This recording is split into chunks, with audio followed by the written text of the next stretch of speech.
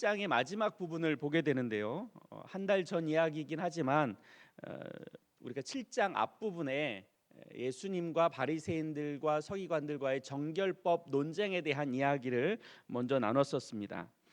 정결법 논쟁에 대해서 바리새인들과 서기관들의 생각과 예수님께서 정결법에 대하여 해석하신 내용이 꽤 많이 달랐었죠. 왜 이렇게 달랐느냐? 지난 시간에 말씀드렸던 것은 바리새인들과 서기관들이 가졌던 자기들의 기득권, 그리고 자기 중심적으로 성경을 해석해서 자기의 뜻 가운데로 이끌려고 하는 자기들의 욕심이 개입되었었다, 그런 말씀을 드렸었습니다. 그와는 반대로 예수님께서는 무엇을 하셨느냐? 예수님은 그 본래 취지, 하나님께서 그들에게 왜 정결법이라고 하는 특별한 방식으로 그들의 정결함을 유지시키도록 하셨는지에 대해서 그 본질에 대하여 예수님께서 말씀하셨고, 바리새인들과 서기관이 가지고 있는 정결법에 대하여 책망하셨던 장면을 우리가 한 달 전에 말씀을 보았습니다. 그리고 나서 오늘 우리가 읽은 부분 바로 위쪽에 무슨 이야기가 있는가 하면, 예수님께서 유대 땅을 벗어나서 두로와 시돈이라는 이방 땅에서 복음을 전하시게 됩니다. 그곳에서 수로보니게라고 하는 종족의 한 사람을 만나게 되는데, 이 사람은 이방 여인이죠. 이방 여인이 자기 딸이 귀신 들린 것에 대하여 구원하여 달라고 요청하시는 그 장면에 대해서 예수님께서 그들의 간곡한 요청과 소망으로 인해서 예수님께서 그 딸의 귀신 들림을 떠나가게 하셨던 장면이 오늘 우리가 읽은 본문 바로 앞부분에 기록되어 있습니다. 그리고 나서 이제 예수님께서 두로와 시돈의 지역을 순회를 하시고 다시 갈릴리 호수로 건너오셔서 다시 유대 땅으로 들어오시게 되죠. 그리고 나서 오늘 우리가 읽은 본문에 귀 먹고 말 더듬는 자의 병자를 치유하시는 장면을 오늘 본문에서 만나게 됩니다. 예수님께 나아오는 수많은 병자들이 있었습니다. 수많은 사람들이 자기의 문제를 호소하면서 예수님에게 치료해달라고 요청을 했습니다. 그런데 오늘 본문에 등장하는 귀 먹고 말을 더듬는 사람의 이 모습을 보면 자기가 스스로 나온 것이 아니라 그 사람을 데리고 나온 사람들이 있었습니다. 그리고 그 사람들 앞에서 귀 먹고 말 더듬는 자의 문제를 해결해 주는 장면이 오늘 우리가 읽게 되는 그 본문이었던 거죠. 예수님께서 자신에게 다가오는 수많은 사람들의 문제를 해결해 주는데, 너무나도 다양한 사람들이 예수님 앞에 나왔습니다. 어떤 사람들은 자신의 문제를 해결받고 싶어서 예수님 앞에 나와서 내 문제 좀 해결해 주십시오, 나에게 이러이러한 어려움이 있으니까 나에게 이런 문제를 해결해 주십시오라고 요청하는 사람이 있는가 하면, 또 어떤 사람들은 자기의 문제를 스스로 가지고 올 수 없어서 다른 사람이 그 대상자를 대신해서 예수님 앞에 나와서 그 문제를 호소하는 경우도 있었습니다. 또 어떤 경우는 예수님께서 지나가는 그 길 가운데 그 사람조차도, 그 대상자조차도 스스로 나올 수 없어서 그의 주변 사람들이 그 사람을 예수님 앞에 데리고 앉혀놓고 그의 문제를 해결해 주시고자 하는 그런 기도도 있었죠. 뿐만 아니라 예수님은 그런 요청이 없음에도 불구하고 당신이 필요에 따라서 그 사람에게 직접 찾아가서 그 사람의 문제를 해결해 주시는 경우들도 있었습니다. 마가복음 2장에 등장하는 중풍병자 기억하실 겁니다. 중풍병자는 자기 스스로 예수님 앞에 나올 수 없었죠. 예수님의 친구들이 그 중풍병자를 들러 메고 와서 예수님이 계신 곳에 내려놓는 장면이 있었습니다. 마가복음 5장에서는 예수님께서 직접 제자들을 이끌고 바다를 건너가셔서 이방 땅인 거라사라는 지역에 가신 적도 있습니다. 그곳에 가셔서 귀신 들린 자, 군대 귀신 들린 자의 문제를 해결해 주시고 다시 유대 땅으로 직접 넘어오신 경우도 있었죠. 오늘 본문에 보면 귀 먹고 말 더듬는 사람의 고통의 문제를 어떻게 해결해 주었느냐, 그 사람을 데리고 나온 사람들도 있었습니다. 예수님에게 나오는 많은 사람들이 있었는데 그 많은 사람들의 다양성을 가지고 예수님께서 당신의 능력을 그들 가운데 보여주셨고 그 사람들에게 하나님의 나라를 선물로 보여주셨죠. 예수님에게 이런 치유의 장면을 들여다놓고 보면 예수님에게 어떤 패턴이나 일관성 있는 모습을 보기가 어렵습니다. 좀 전에 말씀드린 것처럼 자기의 문제를 나온 사람도 있고 대신 누가 나온 사람도 있고 그 사람을 데리고 나온 경우도 있고 심지어 예수님이 직접 찾아가시는 경우들도 있었던 거죠. 이 모든 치유와 이적의 사건을 보면 통일성이 없다 보니까 우리에게 더 많은 기대를 갖게 해줍니다. 예수님의 모습 속에서 치유를 해주시는 장면에서 어떤 패턴이 있고 정해진 룰이 있다면 그 정해진 룰에 합당하지 않은 사람은 예수님으로부터 자기의 문제를 구원받고자 할 때 그것에서 벗어난다면 그것조차도 할 수 없는 일이겠죠. 그런데 예수님은 그런 방법을 가지고 있지 않아요. 아주 수많은 사람들이 예수님 앞에 나와왔고 예수님은 다양한 방식으로 그들의 문제를 해결해 주셨다는 겁니다. 이것이 우리에게 은혜예요. 모든 사람이 주님으로부터 구원을 받고 은혜를 허락받는데 모든 사람들이 가능하다라는 것을 우리에게 가르쳐주고 있는 거죠. 이것이 바로 예수님께서 우리에게 보여주셨던 하나님의 나라의 확증이라고 말할 수 있는 것이죠. 어쨌든 오늘 본문에 등장하는 귀 먹고 말 더듬는 자의 모습이 등장합니다. 그는 자신의 문제를 스스로 해결할 수 없어서 주변의 사람들이 도움을 받아서 예수님 앞에 나왔습니다. 먼저 우리는 이 사람이 가지고 있는 문제에 대해서 잠시 관심을 가져볼 필요가 있습니다. 그 사람이 귀를 먹었다라고 성경은 표현하고 있죠. 이것은 상당 부분 세상에 널려져 있는 외부 세계와 차단되어 있었던 사람이라는 것을 알 수 있게 됩니다. 인간에게 있어서 보고, 듣고, 느끼고, 먹고, 만지고 하는 것은 기본적인 욕구이죠. 인간에게 있어서 가장 원초적이고 가장 기본적인 방식입니다. 삶의 방식이죠. 그런데 바로 이런 부분에 있어서 제한을 받고 있는 사람이라는 것을 우리는 알게 됩니다. 기본적인 욕구에서 모든 사람들이 기본적으로 누리고 있는 그런 삶의 영역에서 무슨 이유가 됐든 그것에서 박탈을 당하고 있는 사람이라 한다면 그것은 그 사람에게 있어서 꽤 큰 고통이고 고난이라는 것을 우리는 이해할 수 있습니다. 특별히 귀가 먹었다라고 하는 것은 단순히 소리가 들리지 않는다라는 것에서 훨씬 더 많은 것들로부터 제한을 받고 있음을 우리는 알 수 있습니다. 소리를 들을 수 없기 때문에 소리가 들리지 않음으로 인해서 그 사람이 말을 하는 것에서도 큰 제약을 받을 수 있게 되죠. 왜냐하면 사람이 소리를 듣고 그 소리를 듣고 보는 것을 통해서 우리의 입모양을 나타나게 되고 소리를 들음으로 인해서 똑같은 방식으로 우리가 입술을 열어서 소리를 발산하게 되는데 귀로 듣지 못하게 되니까 내가 어떻게 말을 해야 될지에 대해서 습득하고 터득하는데 어려움을 겪습니다. 그래서 대체적으로 귀가 안 들리는 사람들은 말을 하는 것도 어려움을 겪습니다. 근데 오늘 본문에서 그가 말을 더듬는 자라고 기록되어 있죠. 여기서 말을 더듬다라고 표현되어 있는 이 헬라어 원문을 찾아보니까 이런 말들이 달려져 있습니다. 말을 하긴 하는데 간신히 말하는 자, 또는 말을 하는 데 있어서 표현이 잘 안 되는 자, 혹은 말을 하는데 힘들게 하고 상대방이 알아들을 수 있는데 한계가 있는 자, 잘 알아들을 수 없도록 말하는 자, 이런 뜻이 담겨져 있다는 거예요. 말이 어눌하다라는 헬라어의 원문에 이런 내용이 있는 거죠. 단순히 귀가 안 들리는 것뿐만 아니라 말하는 것도 쉽지 않은, 그래서 우리는 이런 분들을 장애인이라고 부르죠. 한 개의 장애를 갖고 있는 것이 아니라 다양한 여러 가지의 장애를 한꺼번에 갖고 있는 사람이라고 우리는 해석할 수 있습니다. 그러다 보니 자기 스스로는 얼마나 큰 어려움을 겪고 있는 것이겠어요. 말 듣는 것뿐만 아니라 말하는 것도 어렵죠. 그래서 다른 사람들하고 의사소통이 잘 안 된다라는 것을 의미하는 거죠. 이것은 개인의만의 어려움은 아닙니다. 이 한 사람의 장애를 갖고 있는 것은 그 한 사람의 문제로 끝나지 않고 그 장애를 입은 자의 가족들도 함께 어려움을 겪게 되고 함께 고통을 짊어지게 되는 상황을 우리는 만나게 돼요. 중증 장애를 가지고 있는 자가 우리 가족 가운데 있다면 그것은 그 가족들이 겪는 여러 가지 아픔들 중에 우리가 상상할 수 없는 아픔들이 있습니다. 말로 표현할 수 없는 것들이 있죠.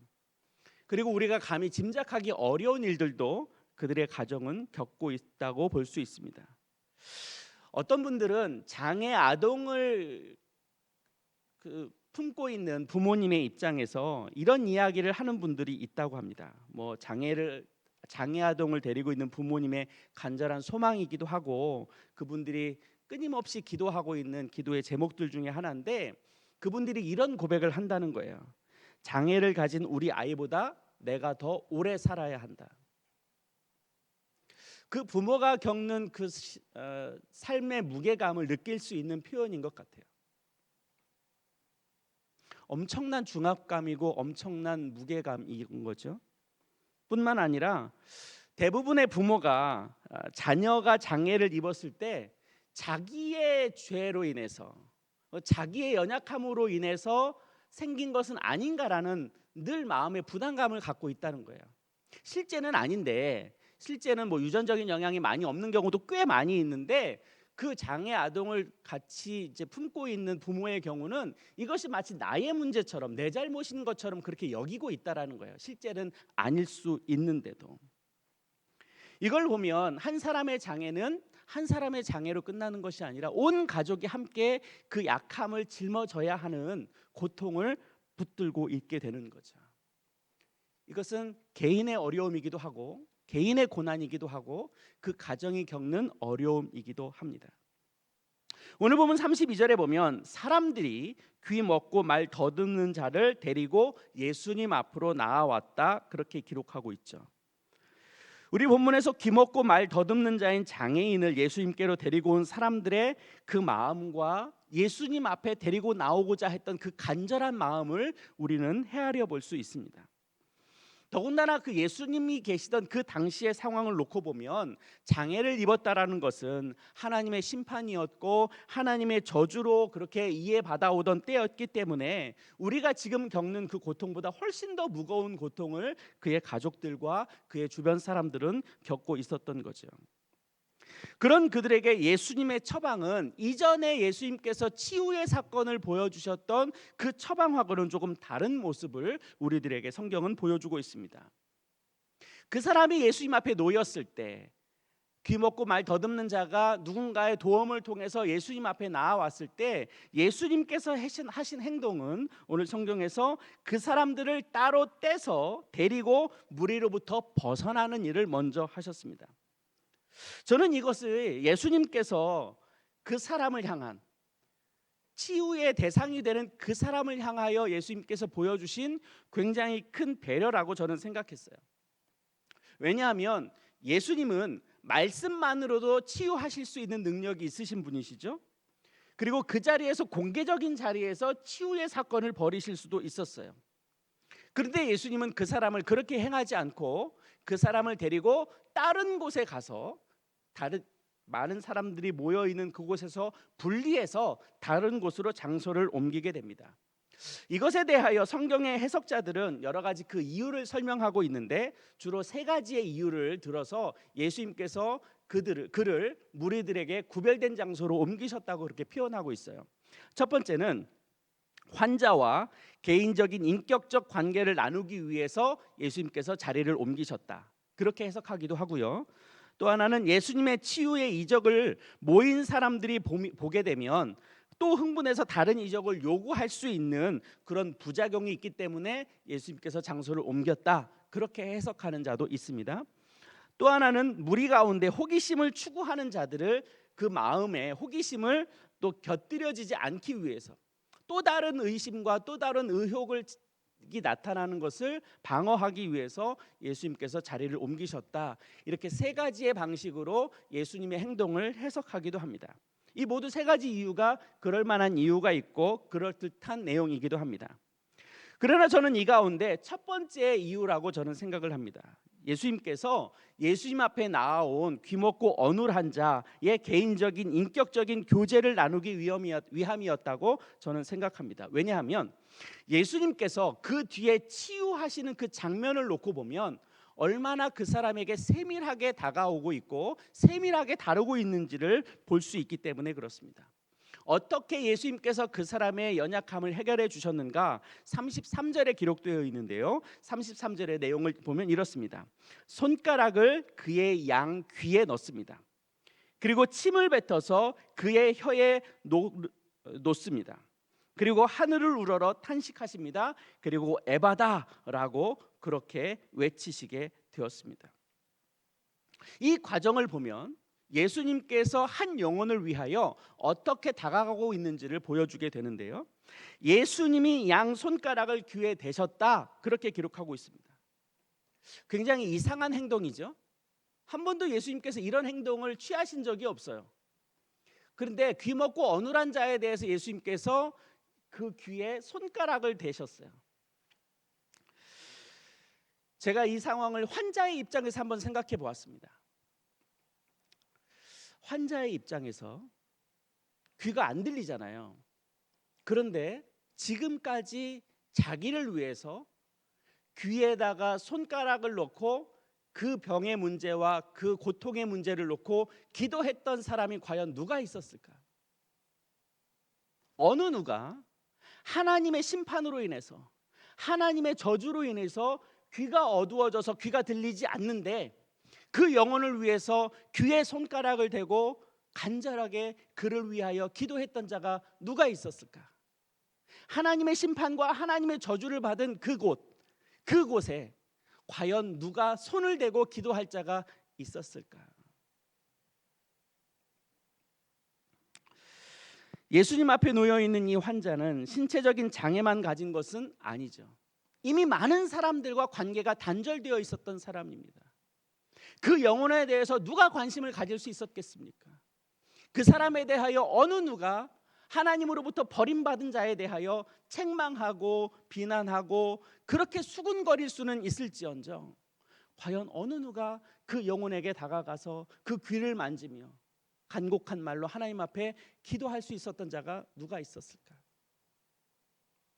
예수님은 그렇게 이 한 영혼에게 다가가고 계셨다는 것을 우리는 발견하게 되죠. 또 예수님이 침 묻은 손을 그의 혀에 대었습니다. 이 모습을 보면 지금 우리의 생각으로는 좀 누추하지 않나, 좀 추하지 않나, 좀 더럽지 않나 이런 생각이 들는지 모르겠습니다. 그런데 과연 어느 누가 자기의 손에 그 말이 어눌한 자의 혀에다가 손을 얹고 기도할 마음이 누가 있었을까? 누가 그 혀를 붙들고 기도할 만큼 간절하게 그 영혼에 대하여 가깝게 다가갈 수 있는 사람이 누가 있었을까? 이미 그 사람은 정서적으로도 환경적으로도 관계적으로도 이미 많은 사람들과 단절되어 있는 사람이죠. 근데 누가 과연 그 혀에 손을 댈 수 있었겠습니까? 저는 이 구절을 묵상하면서 다른 한편에 인간에게 가지고 있었던 이기심에 대하여 생각을 해보게 되었습니다. 하나님을 믿는다고 하고 사람들이 하나님의 심판과 저주라는 이름하에 그 사람에 대하여 따돌림을 하고 또 그들과 함께 하려고 하지 않는 인간의 이기심, 나는 그들과 다르다고 여기는 차별 혹은 우월감, 그럴수록 더 고통당하는 그 어려움을 겪고 있는 그 장애인, 이것이 비단 2000년 전에 말이 어눌하고 귀가 먹은 사람에게만 해당되는 것일까? 저는 이것이 우리 교회 공동체 안에도 벌어지는 여러 가지 고질적인 우리의 연약함 중에 하나라는 생각도 들게 되었습니다. 뭐 우리 교회뿐이겠습니까? 이 전 세계에 우리나라 곳곳에 담겨져 있는 그런 이기심도 같이 포함되어 있는 이야기겠죠. 누구하고는 어울려도 되고 누구하고는 어울리면 안 되고, 누구는 괜찮은 사람이니까 같이 어울리고 누구는 나쁘니까 함께 있으면 안 되고 하는 그런 이기심을 말씀드리는 겁니다. 아이들끼리의 표현을 해본다면 돈이 없으니 어울리지 말고, 공부 못하니까 어울리지 말고, 성격이 못됐으니까 어울리지 말고, 내가 별로 배울 것이 없으니까 같이 놀지 말고, 이런. 그러다 보니 끼리끼리 그 속에서 고통당하고 있는 사람들도 분명히 있을 텐데 나만 아니면 괜찮다고 여기는 그런 안일함, 나하고는 별로 상관없는 이야기니까 괜찮다고 여기는 안일함, 인간의 이기심과 인간의 죄는 늘 어느 곳에 있는 그런 것이죠. 나는 괜찮고 너는 안 괜찮고, 나는 좋은 사람이고 너는 나쁜 사람이고, 마치 바리새인들이 자기는 의롭다고 여기고 세리는 죄인이라고 여기는 그런 것과 비슷한 겁니다. 그러나 우리 예수님은 그러지 않으셨습니다. 예수님은 그 사람에게 맞는 가장 알맞은 처방을 가지고 계십니다. 그리고 그 사람을 치유하십니다. 우리 주님은 한 사람 한 사람에 대하여 관심을 가지시고 그 사람의 상황과 처지를 아십니다. 그 사람의 지금 놓여져 있는 긴급한 상황을 아십니다. 또 그 사람이 겪고 있는 갈등을 아십니다. 나의 고민을 아시고 나의 좌절을 아시고 내가 숨기고 싶은 나만의 고통과 비밀에 대하여도 아십니다. 나의 불안과 나의 두려움도 아시죠? 그래서 우리의 주님은 우리에게 꼭 맞는 처방전을 분명히 가지고 계십니다. 그래서 다른 사람하고는 다른, 저 사람하고는 다른 방식으로 나에게 다가오시는 하나님의 그 마음이 우리에게 있는 거죠. 나를 다루시고자 원하시는, 나를 조금 더 하나님의 사람으로 세워가고자 하시는 하나님의 처방전이 사람들마다 있다라는 겁니다.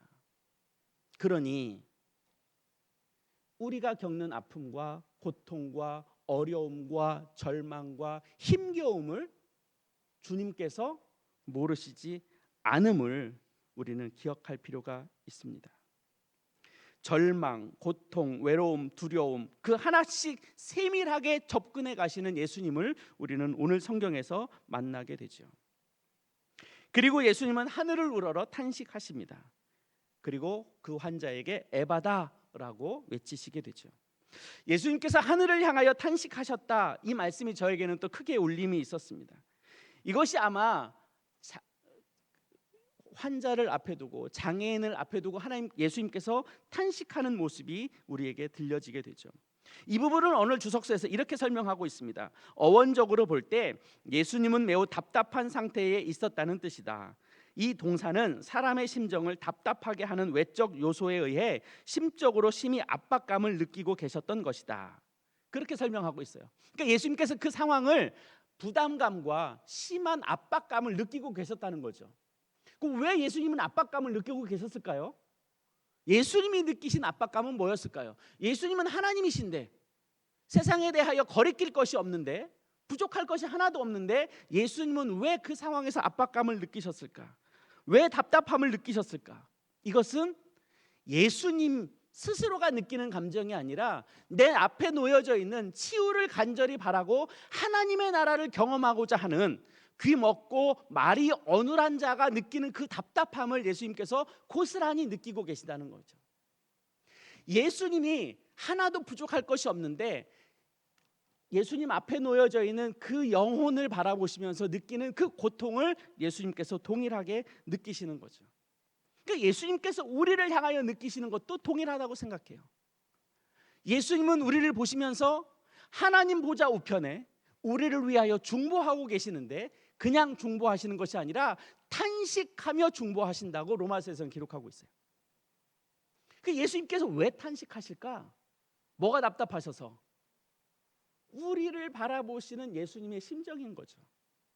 예수님이 우리 한 사람 한 사람을 향하여 그런 마음으로 우리에게 다가오고 계시다라는 것을 우리에게 가르쳐주고 있습니다.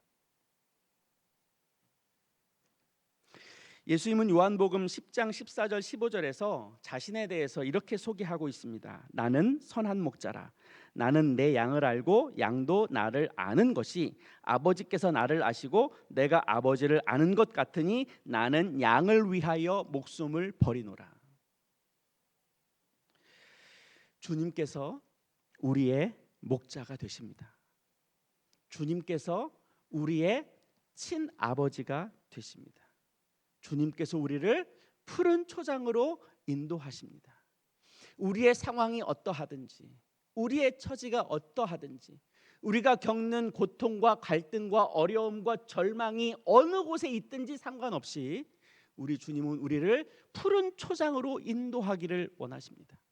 그러기 위해서 한 분 한 분에 알맞는 처방전을 주님께서 가지고 계시고 그것에 적합한 방식으로 우리를 선한 길로 인도하신다라는 것을 우리는 알아야 하겠죠.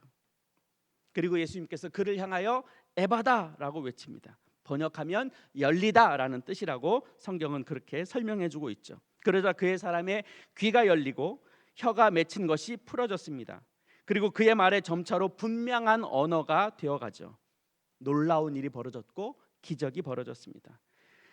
그가 드디어 이제까지 가져왔던 그들의 삶의 질고, 어려움, 고통, 장애가 벗어지는 순간입니다. 이제 그에게 새로운 인생이 열려지게 된 거죠.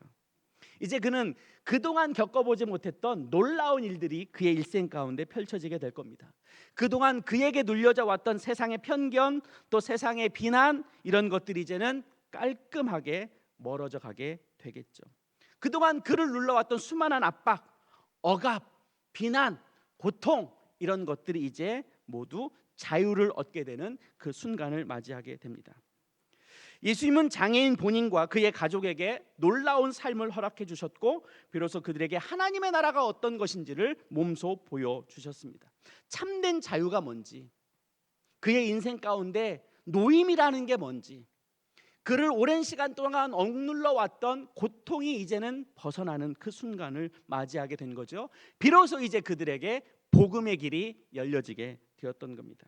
예수님께서 보여주신 그 하나님의 나라가 이제 그들에게는 실제적인 사건이 되는 그런 역사적인 날이 되는 겁니다. 이렇게 그에게는 노임을 받게 되었습니다. 열려지게 되었습니다. 귀도 열렸고 입도 열려지게 되었고 그의 인생도 열려지게 되었고 이제 그에게 새로운 삶이 허락이 된 거죠. 그런데 문제는 우리들입니다. 지금 이 시대를 살아가는 우리들인 거죠. 오늘 본문에 등장하는 신체의 어려움을 겪고 있는 그 사람은 예수님을 만남으로 인해서 참된 자유를 얻었어요. 그리고 그에게 하나님의 나라가 선물로 허락이 되었습니다. 그런데 이 시대를 살아가는 수많은 사람들은 신체적인 장애가 문제가 아니라 영적인 장애가 문제인 거죠.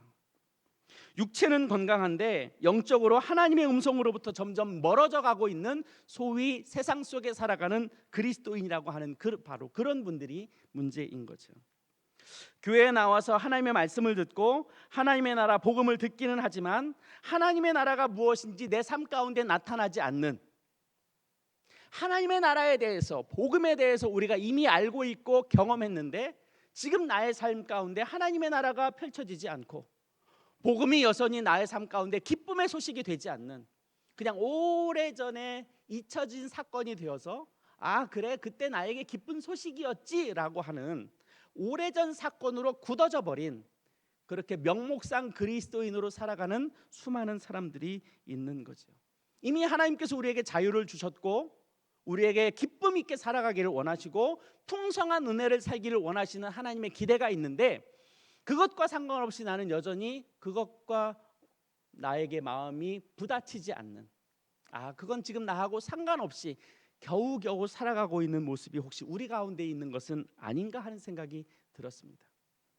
교회는 다니지만 예배는 드리지만 실제로 우리의 삶에 예수님과의 영적인 관계가 없어서 하나님의 은혜가 나에게서 멀어져 가고 있는, 그래서 여전히 나는 내 힘으로 살아가고 내 지혜로 살아가고 내 능력으로 살아가고 있는, 얼마 되지 않은 내 힘으로 살아가려고 하는, 그래서 발버둥 치면서 살아갈 수밖에 없는, 그래서 하나님의 능력이 나에게서 나타나지 않는, 하나님의 권능이 나를 통하여 드러나지 않는, 여전히 하나님은 우리에게 은혜를 주시고 그 은혜를 통해서 우리가 이 세상 가운데 능력 있게 살아가기를 원하시는데 하나님의 은혜와 하나님의 권능이 나에게 임하지 않다 보니 내 힘으로 살아갈 수밖에 없는 영적 장애를 가지고 있는 것은 혹 내가 아닌가 하는 거죠. 그래서 신체의 장애가 문제가 아니라 영적 장애가 더 큰 문제라는 생각이 들었습니다. 예수님께서 마지막에 탄식하시면서 에바다라고 그들에게 외쳤던 그 소리를 기억해 볼 필요가 있습니다. 탄식이라는 것은 세상의 소리겠죠. 고통을 일으키고 압박감을 느끼고 인간의 한계를 느끼는 그 고통의 언어가 탄식입니다. 그런데 에바다는 하늘의 언어죠.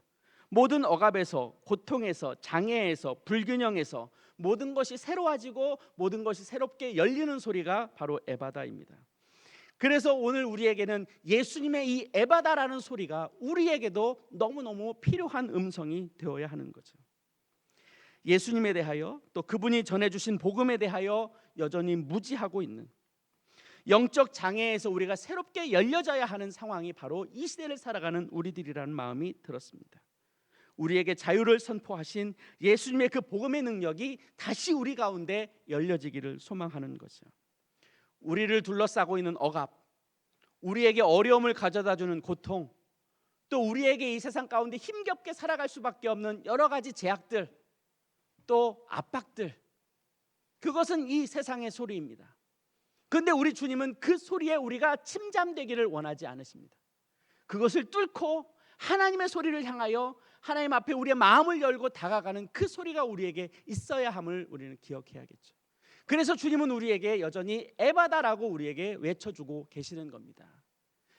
너희에게 영적인 눈을 열고, 영적인 귀를 열고, 영적인 마음을 열어서 예수님께서 우리를 향하여 에바다라고 외치실 때 우리가 그 우리의 모든 것들을 무장해제하고 하나님의 음성을 듣고 하나님의 위로를 얻고 하나님의 격려를 얻어서 하나님의 권능이 나를 통하여 마음껏 세상에 드러낼 수 있는 그런 자유, 그런 기쁨, 그런 풍성함이 지금 우리들에게 너무나도 요구가 되고 있습니다.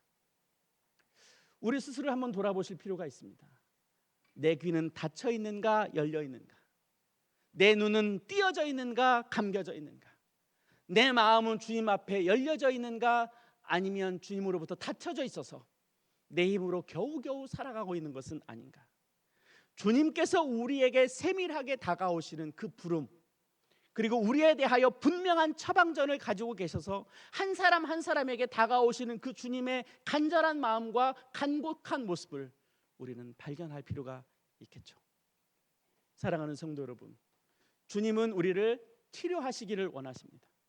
우리가 더 많이 주님에게 열려 있어서 주님의 은혜가 마음껏 우리 가운데 부어지기를 우리가 바라는 것보다 주님이 더 바라고 계심을 우리는 볼 수 있어야 됩니다. 그래서 주께서 우리에게 말씀하시죠. 에바다. 이것이 우리를 향하여 부르시는 주님의 음성이 되고 우리가 기쁨으로 그 음성을 받고 아멘으로 화답할 수 있는 저와 여러분 되었으면 좋겠습니다.